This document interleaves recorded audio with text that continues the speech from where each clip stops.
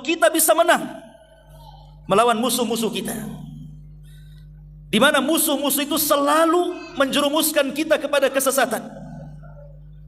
Apa musuh-musuh kita? Satu, hawa nafsu.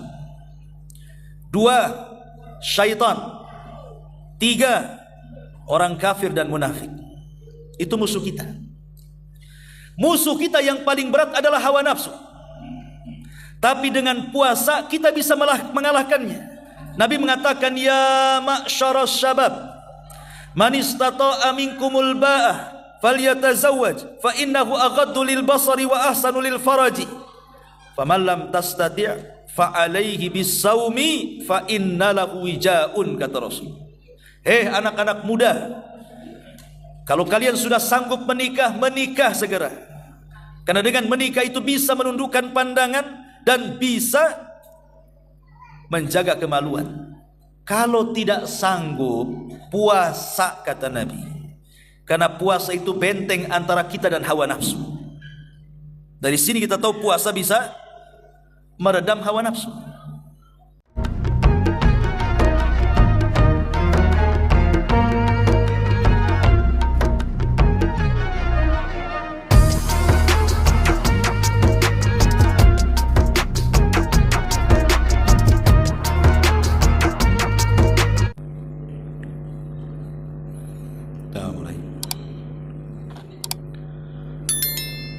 Bismillahirrahmanirrahim.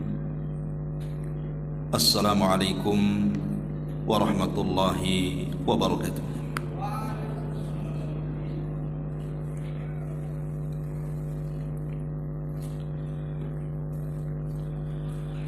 Alhamdulillah. Alhamdulillahilladzi bi ni'matihi tatimmus shalihat. Alhamdulillah. Alhamdulillahilladzi hadana wa kafana wa ja'alana minal muslimin. Asyhadu an la ilaha illallah wahdahu rabbi la syarika lah, wa asyhadu anna Muhammadan abduhu wa rasuluhu alladzi la nabiyya ba'da, amma ba'du. Hadirin dan hadirat yang dimuliakan Allah Subhanahu wa taala. Alhamdulillah, segala puja dan puji hanya milik Allah Subhanahu wa taala, di mana malam ini kembali kita bisa duduk untuk bertalabul ilmi di taman-taman sorga. Tak lupa salawat dan juga salam kita hadiahkan kepada Rasul kita, Nabi besar Muhammad sallallahu alaihi wa ala alihi wasallam.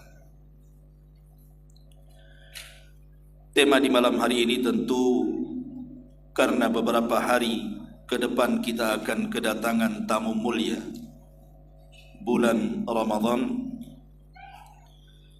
Maka kita akan membahas seputar Ramadan yang berkaitan dengan anugerah-anugerah Allah di bulan Ramadan. Dan ini sebagai tarhib menjelang Ramadan. Ma'asyiral muslimin wal muslimat rahimakumullah. Allah Subhanahu wa taala sudah memilihkan kepada kita bulan terbaik. Dan itu adalah bulan Ramadan. Dan bulan ini tidak diberikan kepada umat-umat di luar daripada Islam. Di masa jahiliyah, orang-orang musyrik Arab tidak kenal apa itu Ramadan. Mereka hanya mengenal bulan-bulan hurum saja, seperti Dzulqa'dah, Dzulhijjah, Muharram dan Rajab. Mereka kenal karena itu bulan-bulan mulia.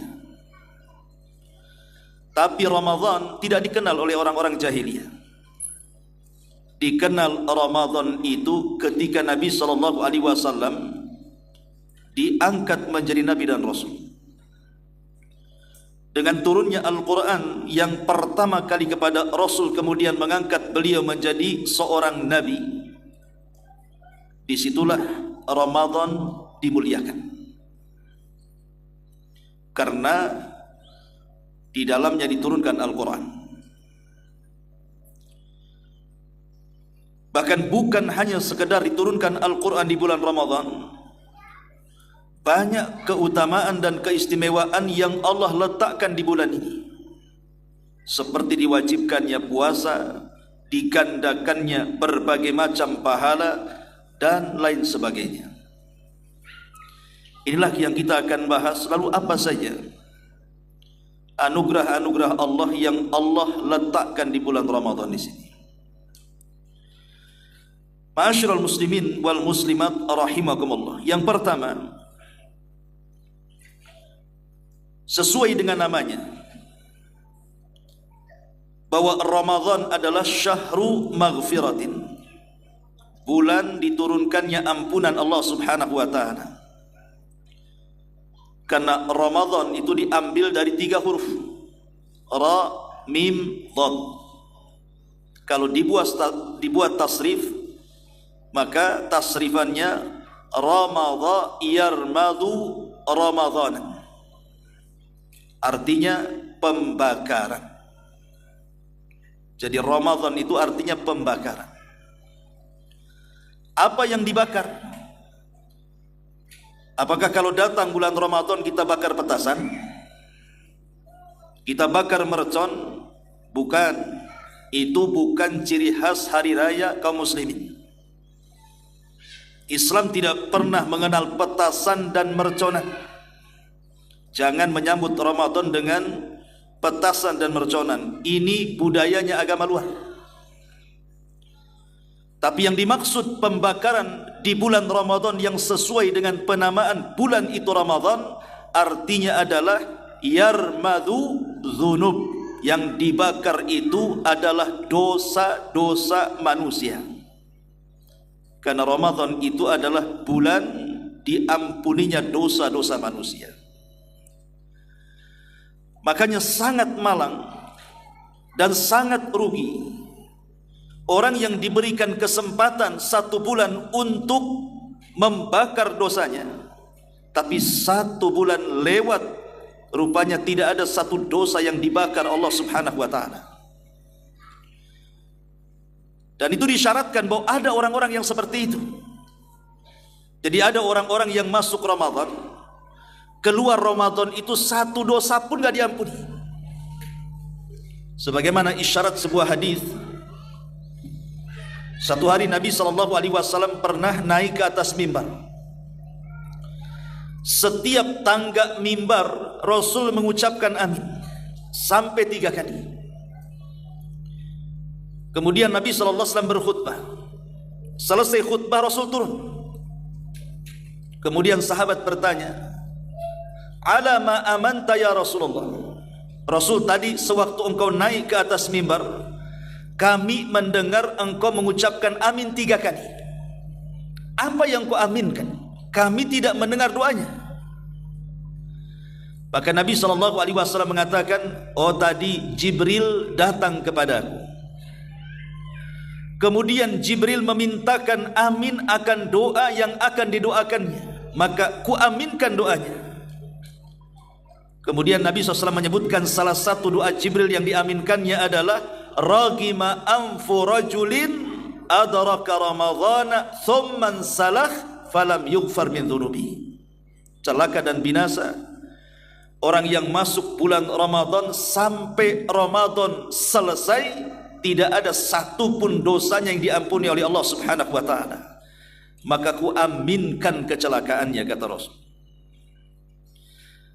Jadi ada orang-orang yang masuk Ramadan itu seperti memasuki bulan-bulan biasa, bukan menganggap Ramadan itu bulan mulia atau luar biasa. Lah manusia-manusia seperti ini diaminkan kecelakaannya. Bayangkan kalau yang mendoakan Jibril, yang mengaminkan Rasulullah, yang menyaksikan para sahabat, doa mana lagi yang tidak mustajab? Karena memang ada orang yang seperti ini. Datang bulan Ramadan tidak puasa, datang bulan Ramadan tidak tarawih, datang bulan Ramadan ogah Al-Quran, datang Ramadan tidak berdoa pun sama sekali. lewat begitu saja kebaikan seolah-olah keluar tidak punya dosa. Na'udzubillah tsumma na'udzubillah. Ini anugerah yang pertama, Ramadan itu bulan ampunan. Yang kedua, di antara anugerah yang Allah anugerahkan kepada kita bahwa Ramadan itu adalah syahru as-saumi, bulan di mana kita diperintahkan untuk berpuasa. Semua agama, bukan hanya Islam saja, diperintahkan kepada mereka puasa. Menunjukkan bahwa puasa itu ibadah yang luar biasa karena perintahnya kepada semua agama. Hatta orang Hindu, orang Buddha saja mereka puasa karena besarnya manfaat puasa itu. Lah Islam juga diperintahkan umatnya untuk berpuasa. Dalam sebuah ayat yang makruf sekali, kalau datang bulan Ramadan selalu ayat ini berseliweran, dibaca khotib-khotib, dibaca di kultum-kultum, dibaca di mimbar-mimbar. Saya yakin ayat ini semua hafal. Kalau tidak hafal, terlalu. Apa ayatnya? Ya ayyuhalladzina amanu kutiba alaikumus siyam kama kutiba alal ladzina min qablikum la'allakum tattaqun. Wahai orang-orang yang beriman, subhanallah, Allah memuliakan dengan panggilan iman. Panggilan dalam Quran itu kan dua macam tuh. Ada yang panggilan umum, ya ayyuhan nas, wahai manusia, mencakup mukmin dan kafir.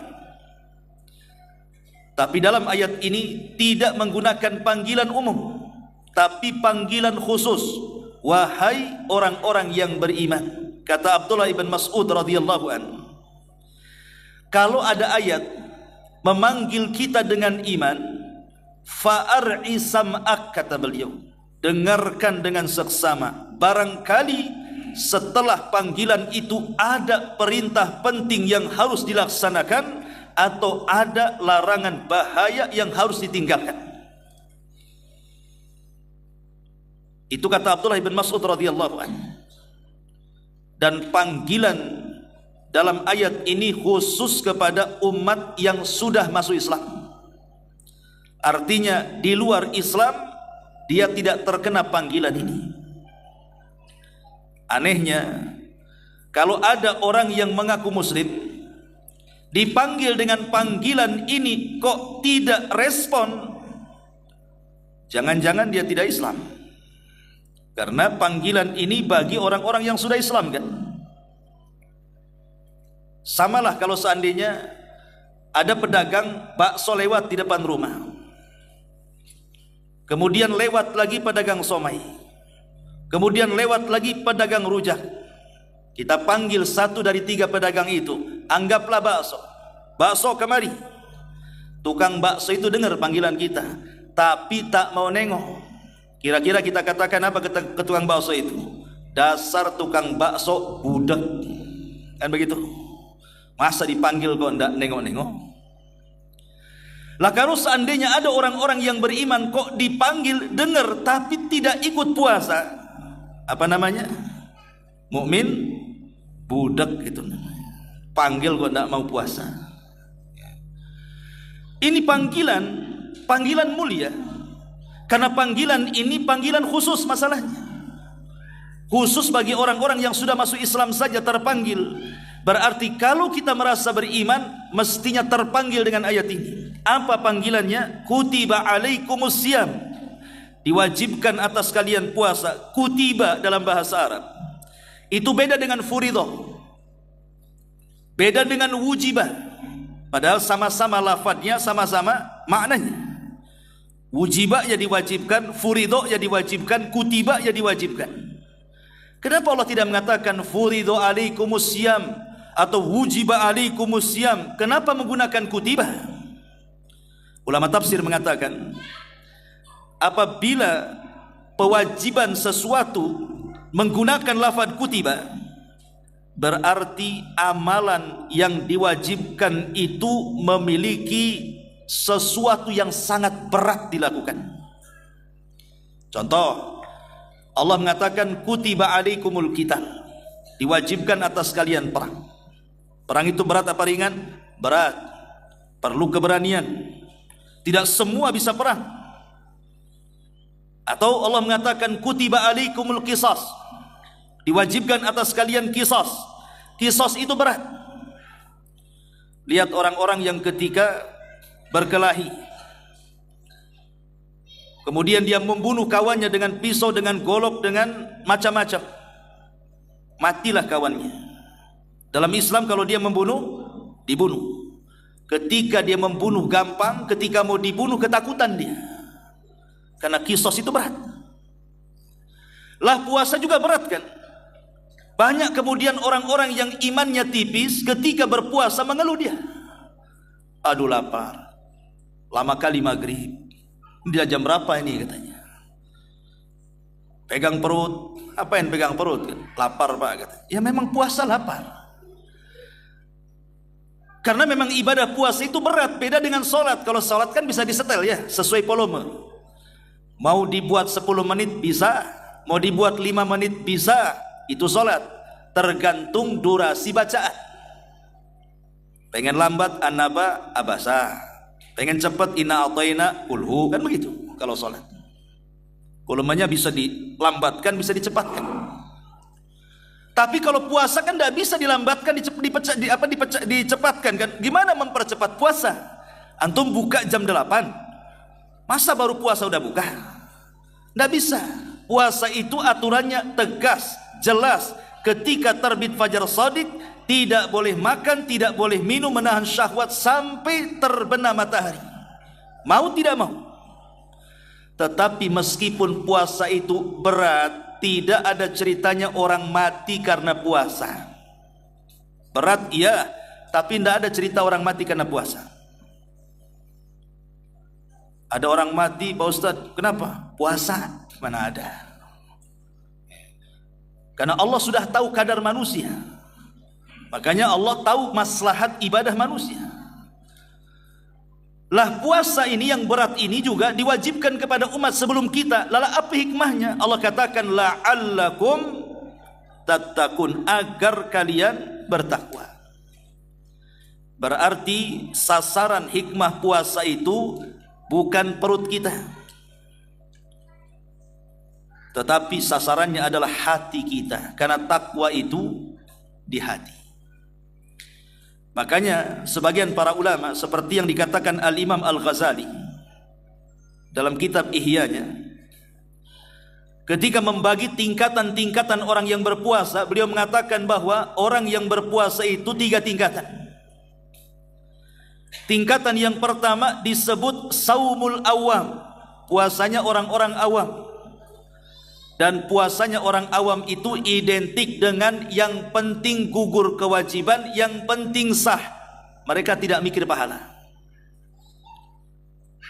Seperti apa? Yang penting tak makan, tak minum, nahan syahwat dari terbit fajar sampai terbenam matahari, sudah. Itu puasa orang awam.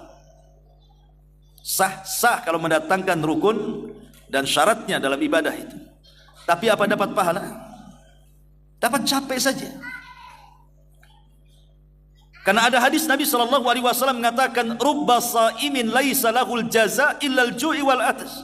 Berapa banyak orang yang berpuasa tidak mendapatkan pahala kecuali hanya menahan lapar dan dahaga saja.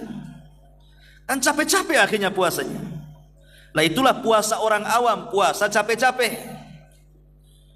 Yang kedua kata beliau saumul khawas, puasanya orang-orang khusus itu lebih tinggi dibandingkan puasanya orang awam, di mana bukan hanya perutnya saja berpuasa, tapi matanya ikut puasa, telinganya ikut puasa, lisannya ikut puasa, tangan dan kakinya ikut puasa. Lah itulah puasa orang khusus. Jadi bukan hanya sekedar menahan lapar, bukan hanya sekedar menahan dahaga, bukan hanya sekedar menahan syahwat, tapi matanya ikut puasa, tidak memandang sepandang-pandangnya, telinganya ikut puasa, tidak mendengar sedengar-dengarnya, lisannya juga ikut puasa, tidak bicara seomong-omongnya. Kaki dan tangannya pun tidak bergerak segerak-geraknya, selangkah-langkahnya tidak ada batasan, mana yang boleh dilihat, mana yang boleh didengar, mana yang boleh diucapkan, mana yang boleh dilangkahkan. Lah itu namanya puasa khawas. Di atasnya puasa awam, tapi di sana ada puasa yang lebih hebat lagi yang namanya khawasul khawas. Lebih khusus lagi. Sudah menahan lapar, menahan dahaga, matanya puasa, telinganya puasa, lisannya puasa, tangannya puasa, kakinya puasa, hatinya ikut puasa. Hati-hatinya ikut puasa. Hatinya tidak memikirkan apapun kecuali Allah Subhanahu wa taala, sampai kepada soal makan sahur, buka puasa, gak kepikiran sama dia, karena fokus hatinya untuk Allah Subhanahu wa taala. Lah itulah tujuan puasa itu, memperbaiki hati. Karena takwa itu ada di hati. Maka puasa itu bukan hanya sekedar puasa perutnya saja, tapi sampai ke dalam hati pun harus puasa. Kenapa? Sebab kalau hati tidak sampai puasa, hanya anggota badan saja yang berpuasa, maka takwa itu tidak sampai kepada orang yang berpuasa. Karena takwa itu letaknya di hati, bukan di badan kita. Ma'asyiral muslimin wal muslimat rahimakumullah. Ini yang kedua. Yang ketiga, Ramadan itu ada kesempatan kita untuk membebaskan diri dari api neraka. Ramadan wa idkun minan nar. Ramadan itu ada kesempatan kita untuk terbebas dari api neraka. Dalam sebuah hadis Nabi sallallahu alaihi wasallam mengatakan, "Lil inna lillahi inda kulli fitrin utaqa'u minan nar wa dzalika fi kulli lailatin." Disebutkan dalam sebuah hadis yang disahihkan oleh Syekh Nasiruddin Al-Albani rahimahullahu taala. Kata Nabi, sesungguhnya Allah pada setiap menjelang berbuka puasa akan memerdekakan hamba-hambanya dari api neraka, dan itu terjadi setiap malam di bulan Ramadan. Dari sini jangan pernah melewatkan berbuka puasa dengan doa.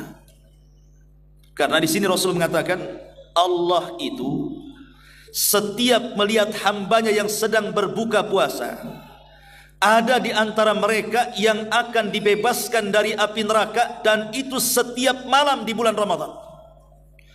Maka saya nasihatkan untuk saya pribadi dan jamaah sekalian, luangkan waktu 5 menit, 10 menit sebelum berbuka.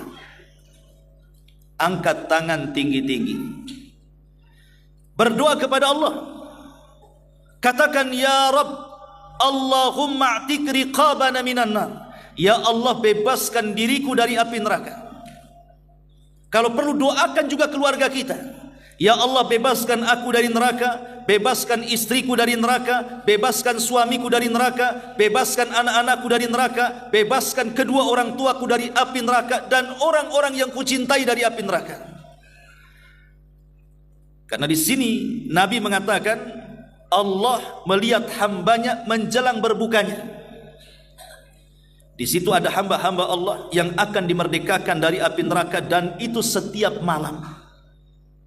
Sayang kalau dilewatkan. Bayangkan kalau setiap hari di bulan Ramadan sebelum berbuka kita minta dibebaskan dari api neraka, kemudian adalah satu hari kita diterima doanya oleh Allah Subhanahu wa taala bahwa kita termasuk orang-orang yang dibebaskan dari api neraka, maka kalau itu tercatat di sisi Allah, maka selamanya kita tidak akan masuk neraka. Kalau seandainya satu kali doa saja dalam 30 hari dikabulkan Allah, berarti kita tidak mungkin masuk neraka selamanya. Maka jangan disibukkan tuh, kalau sudah dekat-dekat mau buka, jangan disibukkan dengan perkara dunia. Kadang-kadang anak-anak muda di zaman sekarang disibukkan dengan ngabuburit, nongkrong di jembatan, nongkrong di pinggir pantai. Yang sibuk lagi ibu-ibu nongkrong di pasar kaget, nyari bukaan yang banyak. Padahal orang kalau puasa minum air putih dengan 3 kurma itu sebenarnya sudah kenyang. Cuman kadang-kadang syahwat kita ini melonjak-lonjak. Akhirnya apa? Ketika melihat makanan warna-warni dengan berbagai macam rupa, dibeli semua sampai penuh tuh meja tuh. Dengar azan maghrib saja, makanan di meja sudah pindah ke perut semuanya. Ini kan bahaya tuh. Kalau makanan satu meja pindah ke perut, itu alamat ngantuk, alamat malas, alamat tidur tuh. Jangan cerita taraweh, Isya pun bablas tuh. Diajak taraweh ogah tuh. Ayo taraweh, kenyang nanti aja. Kan begitu. Ya. Itu namanya puasa dendam. Siang menahan lapar mati-matian, maghrib menahan kenyang mati-matian, itu namanya. Bahaya. Jadi ini anugerah terbaik dari Allah Subhanahu wa taala, bahwa Allah memberikan kesempatan kepada kita agar kita terbebas dari api neraka. Ini yang ketiga. Yang keempat, bahwa di bulan Ramadan Allah Subhanahu wa taala mentadrib kita, melatih kita untuk apa? Untuk supaya kita ini menjadi orang-orang yang ikhlas. Kita lihat salah satu ibadah di bulan Ramadan, ibadah puasa. Ibadah puasa ini satu-satunya ibadah yang tidak ada yang tahu kecuali pelaku dengan Allah. Kalau ibadah yang lain kan masih tampak tuh. Salat tampak takbiratul ihramnya. Dari mulai takbir sampai salam nampak lah orang salat. Zakat tampak ada hartanya.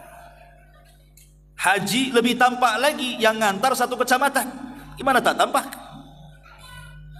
Tapi kalau puasa, macam mana caranya kita mendeteksi orang ini puasa? Karena puasa itu tidak tampak. Oh, tampak Ustadz lagi pegang perut, kata siapa? Bisa saja lagi mencret. Oh, nampak tuh bibirnya pecah-pecah kering, lagi panas dalam itu. Oh, dia waktu jalan agak mereng Ustadz, lemes, dia lagi puasa, kata siapa? Demam mungkin tuh. Tidak bisa menilai orang ini puasa atau tidak, itu tidak bisa. Hatta yang ngomong saya puasa saja belum tentu benar. Bisa saja paginya makan kemudian siangnya ngaku puasa. Jadi puasa itu adalah ibadah rahasia, tidak ada yang tahu kecuali Allah Subhanahu wa taala. Lah karena ibadah itu adalah ibadah rahasia, berarti ibadah itu lebih dekat kepada ikhlas dibandingkan riya. Jadi puasa itu ibadah yang sulit kemasukan riya. Bukan berarti tidak bisa kemasukan riya, tapi sulit. Beda dengan sholat. Apalagi dia jadi imam, bisa saja dipasih-pasihkan bacaannya kayak orang 40 tahun di Arab, atau boleh jadi mungkin dipanjang-panjangin gerakannya kayak orang yang paling khusyuk. Bisa kalau sholat itu. Atau zakat minta dipampang namanya, nominal infaknya, kalau perlu di-share di grup sana sini. Apalagi haji, mulai dari berangkat sampai pulang isi statusnya dia semuanya. Gimana enggak ria? Ya. Kalau puasa gimana mau buat status? Lagi lemes gitu dipoto gitu. Orang sangka bukan puasa, orang sangka lagi sakit kan begitu. Lah, jadi di sini kita diajarkan oleh Allah Azza wa Jalla tentang sebuah ibadah yang disebut dengan ikhlas dari ibadah puasa itu, dan ini anugerah dari Allah Subhanahu wa taala. Kemudian yang kelima, bahwa puasa itu melatih kita, atau bulan Ramadan ini melatih kita menjadi manusia-manusia yang memiliki rahmat kasih sayang kepada fuqara dan masakin. Hatinya penuh dengan kasih sayang, punya kepekaan sosial. Oh, begini rasanya orang susah itu kalau lapar. Oh, begini rasanya orang susah itu kalau haus.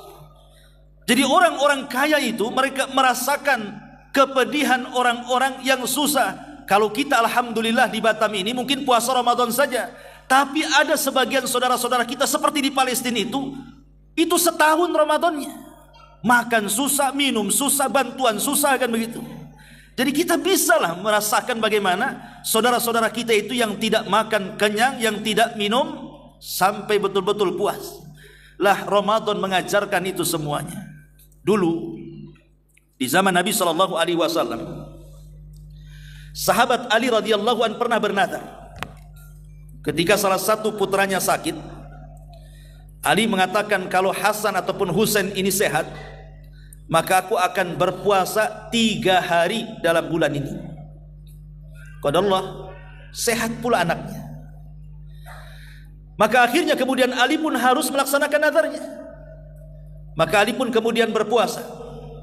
Di hari pertama Fatimah ingin menyenangkan suaminya. Dia pun bekerja kepada seorang Yahudi. Setelah kemudian dia mendapatkan upah, di sore harinya dia belikan adonan roti, kemudian membuat adonan roti untuk makanan suaminya terlezat. Ketika menjelang berbuka, makanan itu sudah disiapkan, rupanya pintu diketuk. Pas dilihat, rupanya orang miskin yang kelaparan. Kata Ali radhiyallahu anhu kepada Fatimah, "Wahai Fatimah, bagaimana kalau makanan ini kita kasihkan kepada dia?" Kata Fatimah, "Ya terserah." Akhirnya diberikan kepada orang miskin yang kelaparan. Ali hanya memakan al-aswadan. Aswadan itu kurma kering dan air putih saja. Kemudian keesokan harinya puasa kedua, Fatimah ingin menyenangkan suami lagi, akhirnya bekerja lagi di orang Yahudi. Setelah punya modal, dia pun mulai memasak masakan enak. Waktu berbuka, tiba-tiba pintu diketuk lagi. Pas dibuka, rupanya anak yatim kelaparan. Kata Ali, bagaimana kalau makanan ini kita kasihkan dia? Kata Fatimah, terserah. Akhirnya diberikan kepada anak yatim yang kelaparan. Lagi-lagi Ali hanya memakan al-aswadan, kurma kering dan air putih. Hari ketiga terulang lagi. Tiba-tiba kemudian diketuk pintunya. Rupanya yang datang tawanan perang Badar yang lapar. Maka Ali pun kemudian memberikan makanan lezatnya dan tidak menjadi iftar dengan makanan itu karena kasihan kepada tawanan. Dia pun memakan al-aswadan kembali, kurma kering dan juga air putih. Lihat kisah ini. Kenapa kisah ini kita tahu? Apa kemudian Ali cerita? Ya tidak mungkinlah Ali cerita. Karena kisah ini adalah asbab nuzul dari surah Al-Insan. Jadi peristiwa Ali bin Abi Thalib ini turun ayat di mana Allah Subhanahu wa taala mengatakan yufuna bin nadri wa yakhafuna yawman kana syarruhu mustatira wa yut'imuna at'ama ala hubbihi miskinan wa yatiman wa asira. Dan mereka pun melakukan nazar, maksudnya Ali radhiyallahu an bernazar dan takut akan satu hari yang azabnya merata di mana-mana, dan mereka pun memberi makan yang disukainya kepada siapa? Pertama miskinan, kepada orang miskin satu. Yang kedua wa yatiman, kepada anak yatim dua. Dan yang ketiga wa asira, dan tawanan perang. Turun ayat ini atas peristiwa Ali bin Abi Thalib radhiyallahu an. Tapi lihat bagaimana Ali radhiyallahu an, dia sedang puasa dan akan berbuka dengan makanan lezat. Tapi makanan lezat itu dia berikan kepada anak yatim, dia berikan kepada fakir miskin, dia berikan kepada tawanan perang.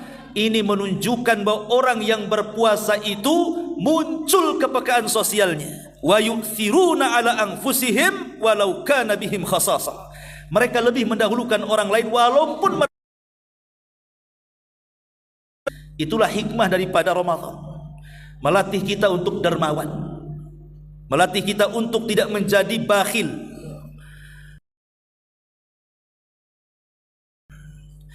Ma'asyiral muslimin wal muslimat rahimakumullah. Kemudian yang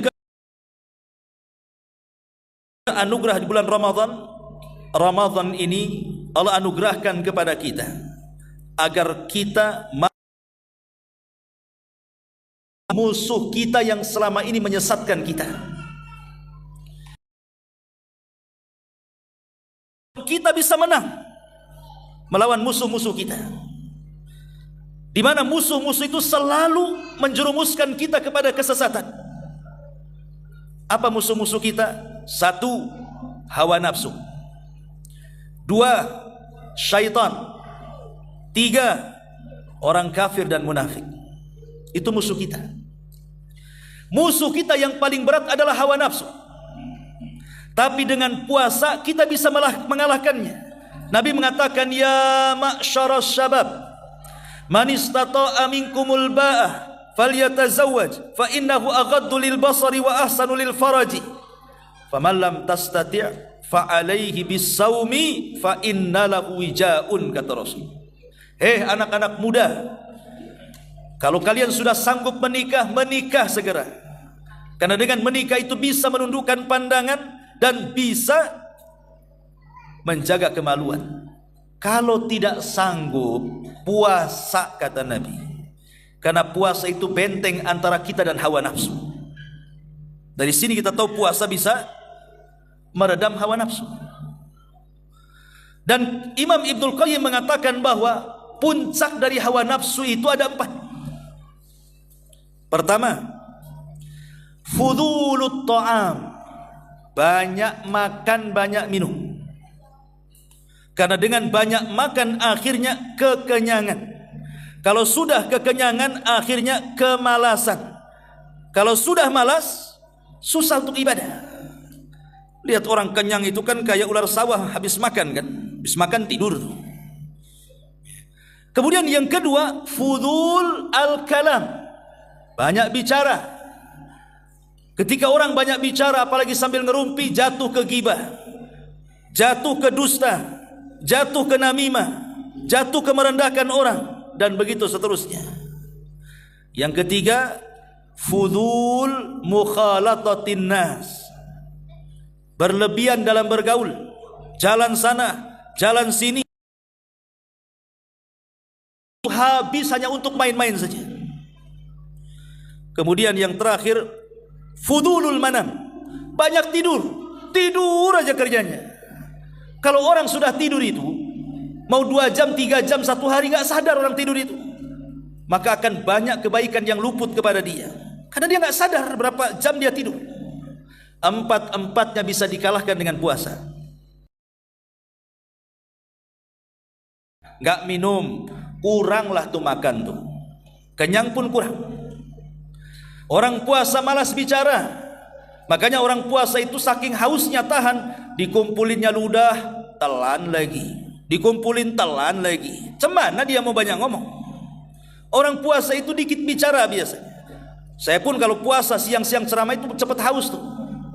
Jadi kerjanya hanya nelan ludah saja.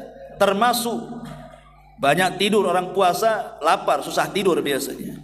Dan orang puasa malas main, kesana kemari itu malas.